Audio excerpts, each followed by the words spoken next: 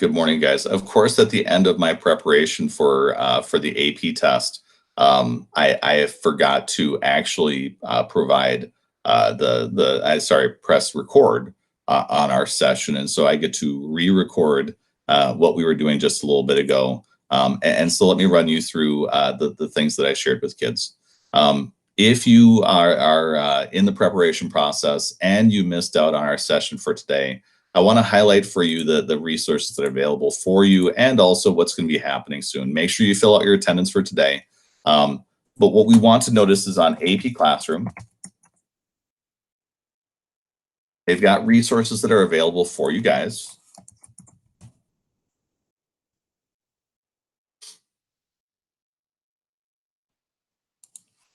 So let me click present now. If any of the things that I share with you today are confusing or you need more follow-up, we aren't meeting tomorrow morning. Instead, what we're going to be doing is leaving that time open. If you need to buzz by with any questions, problems, or you just want to chat, feel free to do so. But let me show you the site that we have right here. AP Classroom has a spot that is available for you for coronavirus updates.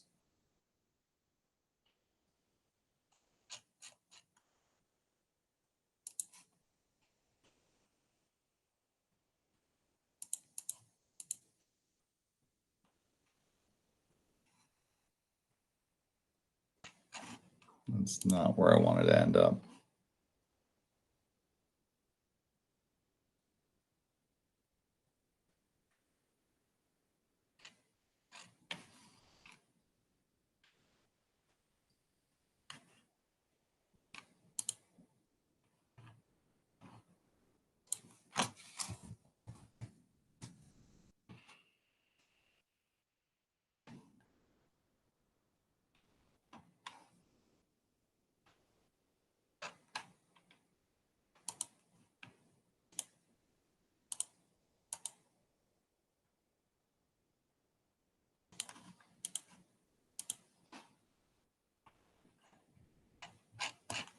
I'm sorry that you get to sit here and watch me surf the internet.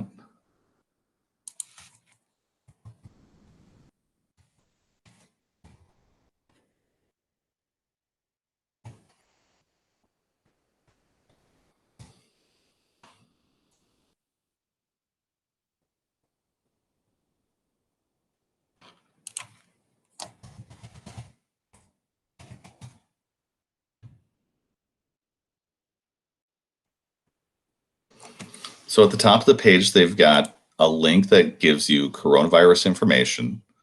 And in particular, what you're going to want to be doing over the next 24 hours is, first of all, you'll want to check out your exam schedule. With your exam schedule, we are testing tomorrow at 1 p.m. They've got linked right here information that helps you with the time and also with what will be happening. So at 12:30, you will be able to get into the testing area. You can use your e-ticket to enter. They'll ask you some questions. At 1 o'clock, they will start your essay. You will get time to be able to work through your writing process, 45 minutes to write, 5 minutes to upload. They've got right here an e-ticket email that you will need to have tomorrow. And if you haven't received one, go onto your AP login and you'll be able to find your information there.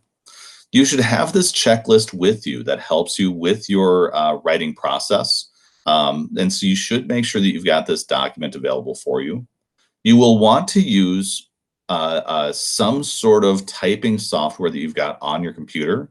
And you'll want to make sure that you've got a situation set up where you have already resolved any technological issues you might have. So we're going to walk through that in just a little bit.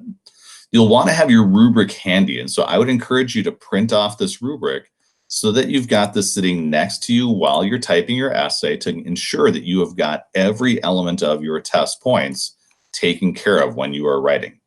Remember, your test tomorrow will cover periods 3 through 7.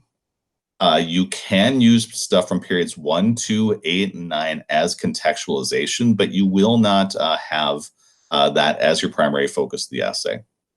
If you have problems with your test tomorrow, your makeup date will be June 3rd.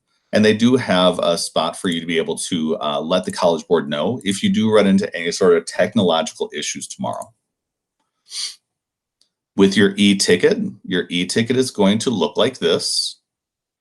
And if you are somebody who is not receiving College Board emails, this is something that you can find on your AP page. You'll also want to think about this. If you run into problems with your AP test tomorrow, you can fill out this AP makeup testing request form. Or if something happens and you're unable to use your ticket tomorrow, that's the ticket that you will use. Sorry, they will send you a different ticket for you to be able to complete that test when it pops up then. They are saying that there are some troubleshooting things that need to be done for the AP test. And in particular, what they're saying is with the troubleshooting, these are the different browsers that they encourage you to use. And they are finding there are some problems if you are not updating your browsers. In particular, you'll want to shut down completely your computer, restart it, and make sure that this has updated. You'll want to make sure that if you've got Grammarly on your device to get rid of it. And I would encourage you, if you're doing your test, to have either a desktop computer or a laptop, but preferably having it connected to your internet using some sort of Ethernet cable would be much better than Wi-Fi, especially if your Wi-Fi sometimes gets sketchy. My fear is that there's going to be way more kids taking this test than any other test that's in the AP spectrum outside of just a couple. We're one of the most popular tests. If they were ever going to have problems with their computer stuff, I would anticipate that our test would create them. So we want to follow their parameters to a T. What that means then is at the end of the 45 minutes, I would encourage you to stop typing your essay and I encourage you to upload your test at that point. If you are having trouble with anything that's going on with your computer, here are the specs that they would want you to use when you're doing your essays. I would encourage you not to handwrite your essay. I would encourage you to type them instead and copy and paste. But on this page, they give you details as far as what could happen with issues with photo submissions, copy and pasting issues, or document uploads. What I would encourage you to do is think about which of these you're planning on doing and read through the details here. And then tomorrow, or for the rest of today, I'm accepting any questions or requests for Google Meets. Feel free to let me know if there's anything you need help with. Do not feel like it's an intrusion. I would love to help you out. But let me know what is confusing you, and then I can help you out in more detail. What they do say is do not hit refresh or go back on your AP test because it can mess things up quite badly. And so you want to make sure that you're following the instructions that they give you and do not hit either of these two buttons. If you accidentally close your browser or something goes wrong, you can get back into your essay. If you feel like it caused a huge problem, you can then apply for the retake. Down here at the bottom of the page, it says, here's how you request a makeup exam. And so you'll want to think about using that option if things go wrong. As you take a look down here, you've got a demo that is available for you to be able to use to check to see if your computer is up to snuff. What I would say, though, is some kids said that they actually tried the demo, it worked, then they ran into submission issues. And so you'll want to make sure that you follow those other parameters to make sure everything's fully updated. Also, keep in mind, if you click submit and it hasn't fully submitted at the time that the timer goes off, as long as you click submit before that moment when the essay was due, you're going to be absolutely fine. Now, what I'd also like to highlight for you is if we take a look then at these other resources that are available, I would encourage you to think about situating your computer in this sort of way. Tomorrow, when you take your test, I would encourage you to have two windows, not two tabs, but two windows that are open. One that has your test exam in it, so you can see your timer while you're typing. And then you can also have your document over here on the other side. What I would encourage you to also do is I would encourage you to have your documents set to go and ready. I would have your documents saved with a name in case something goes wrong with like the power or whatever, so that you could be saving your progress while you're working inside of a Google document. I would also put your AP ID number and initials at the top of that Google document right away. So I would encourage you to have that document prepared before you even start testing so that you don't need to worry about that. These two things will help us out so that when we're grading your test, if something gets messed up or confused and they're trying to figure out who is the owner of this essay, this connects that essay back to you quickly. Without this, they'll use an electronic paper trail to try to track things down. But in the end, the College Board's feeling is if something goes wrong and you didn't take care of your business to label your stuff, and they can't put the pieces together, that then becomes your fault. Now, thankfully, you'll have the documents saved, but this is to make sure that you get your results back quickly without any sort of complications.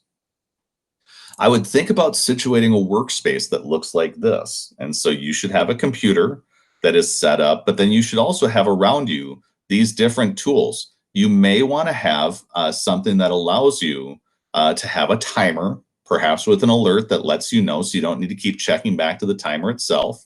You may also want to have notes or other sorts of things available. And what I highlighted for you are these concept outlines that may be beneficial for you. You may want to have the rubric posted so you're able to watch what's going on with that.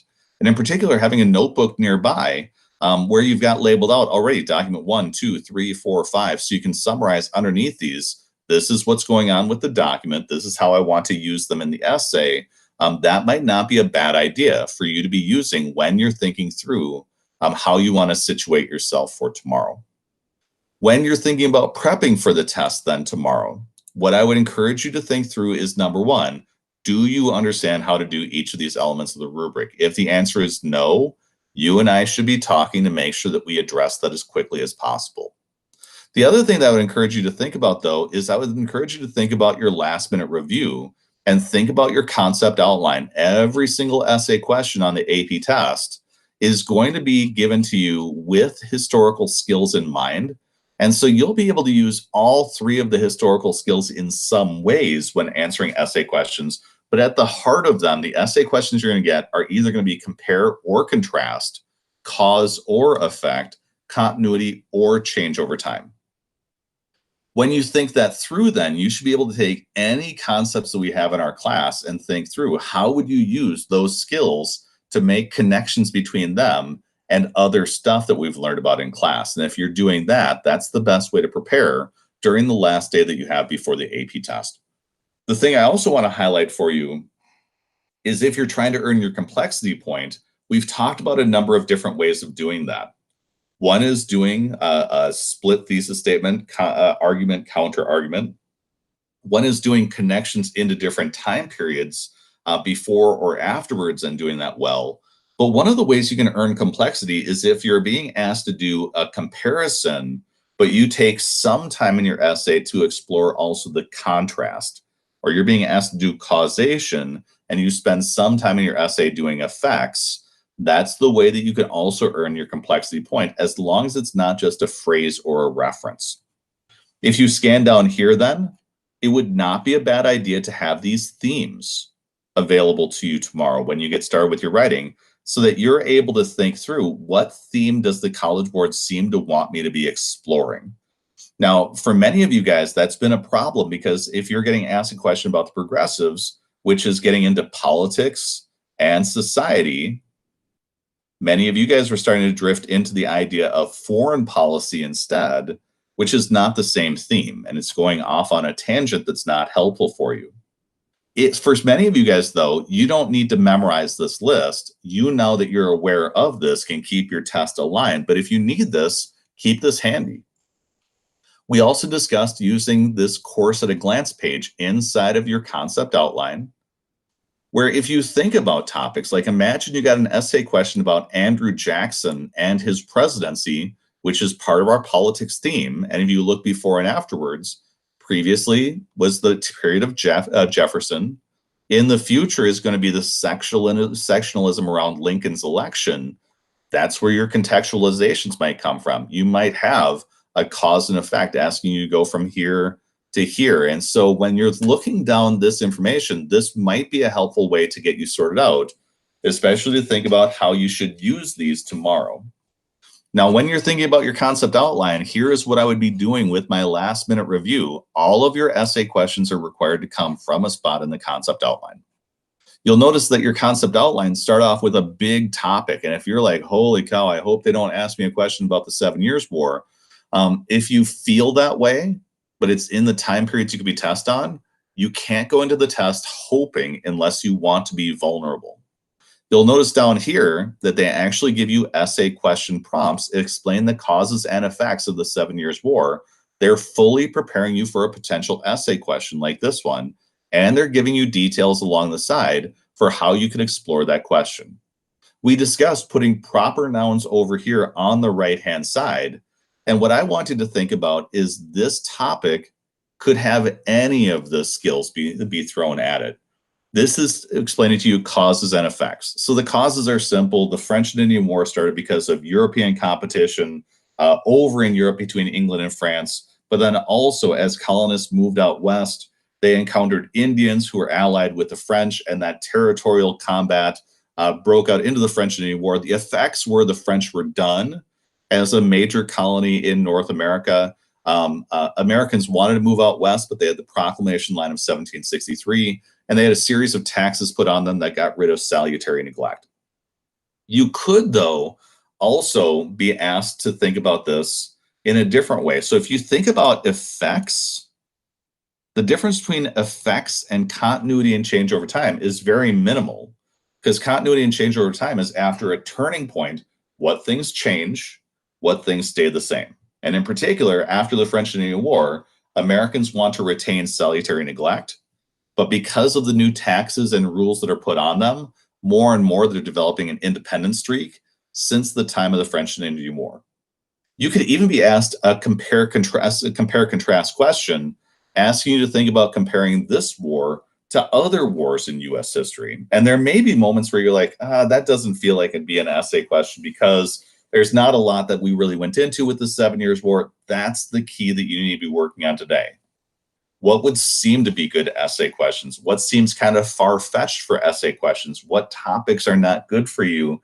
And if you need anything retaught, that's where I come into the picture. So if you need me to work with you today and tomorrow, like I mentioned, I will drop everything. We can do a Google Meet. I'd be happy to review with you content or skills or anything that you need. So just keep me in the loop and let me know if that's something that I can help out with. But that's the way that I would be using these concept outlines today. Topic 3.3, taxation without representation. Explain how British colonial policies regarding North America led to the Revolutionary War. They give you the topics that you could use over here.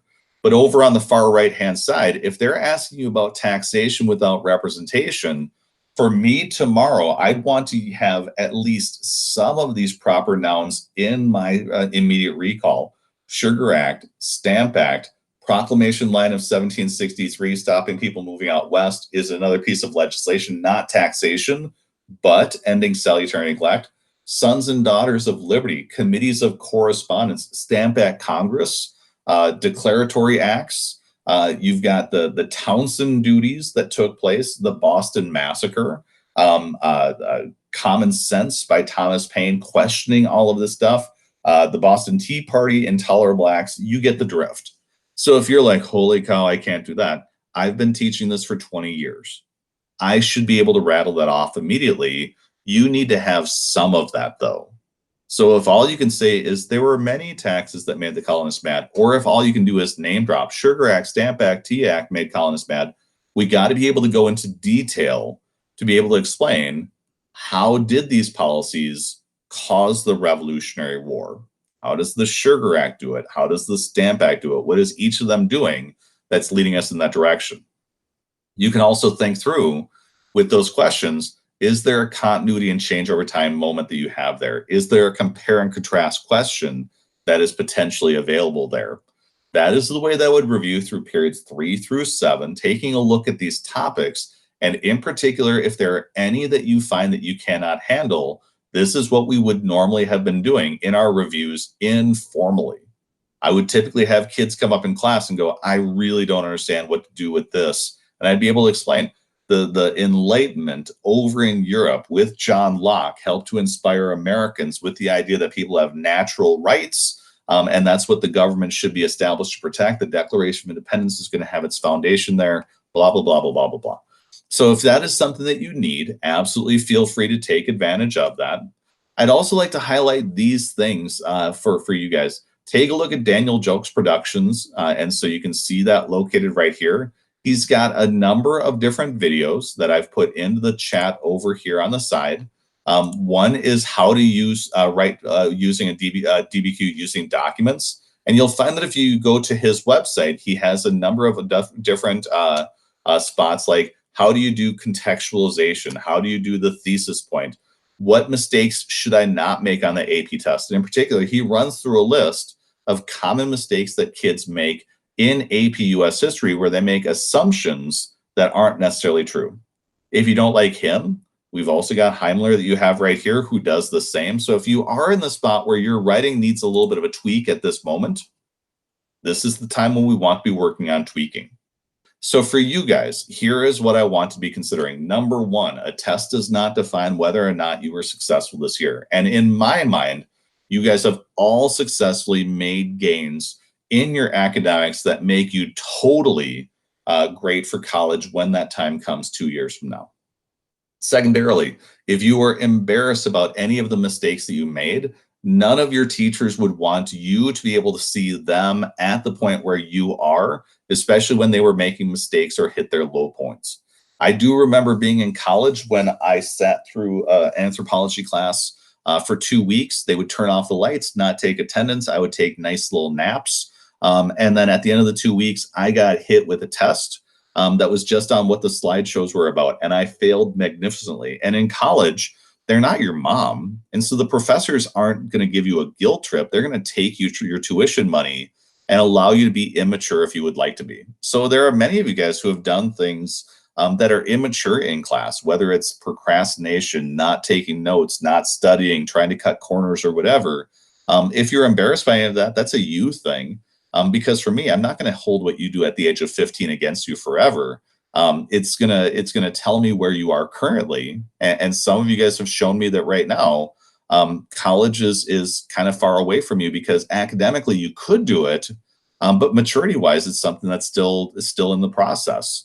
The only warning I do have for you is this: so with any mistakes, you should get over that guilt right now. You should learn from those mistakes and hopefully do better in the future. And now is a great time to start. So you've still got a day to be able to make things better. Tomorrow, though, do not cheat. I've got students who've been trying to cheat from websites. They've been trying to copy and paste, or they've been taking and lifting sections and trying to insert words here or there to throw off a plagiarism checker. They've got multiple tools that they're using tomorrow to catch cheaters. And one of the things that we've heard about is that they're offering multiple versions of the test that have the same question prompt, but different documents, or else the same documents, but a slightly different prompt. And they're trying to catch you doing something unethical because they want to punish that quite severely. Not that they'd want you to cheat. They just want to find out who is trying to game the system. And they are promising to let college services know, both admissions and tests, that you can't be ethically trusted. And so you do not want to have that stain on your record for a test that your cheating may or may not have a consequential impact. But if they do catch you, it turns into a 0 and a lot of consequences. For you then, what I would encourage you to do is look over where your situation is and understand I am on your team and I'm proud of you. You have worked really hard during this past year. Some things went great. Some things were learning moments that perhaps are embarrassing for you. And what I've learned from my life is oftentimes it's those failures that provide the most fuel for change of anything that you encounter in your life. And so if you've had some of those moments, I'm really happy to be a part of that moment. I'm really excited to see what that turns into for you in the future, even if it might not mean immediate success on the AP test. I'm going to still like you as a person because of the fact that you've worked really hard and you're going to do your best tomorrow. So let me know if there's anything I can do to help you out. If you want to schedule a face-to-face meeting with me, let me know times that work out well for you. And I stand at your beck and call waiting to help you out. I hope for the best for you tomorrow. And like I said, I'm available all day tomorrow if you want to chat about anything. We will meet again at 8 a.m. on Monday to talk about what the remainder of the course is going to be. I wish you the best of luck.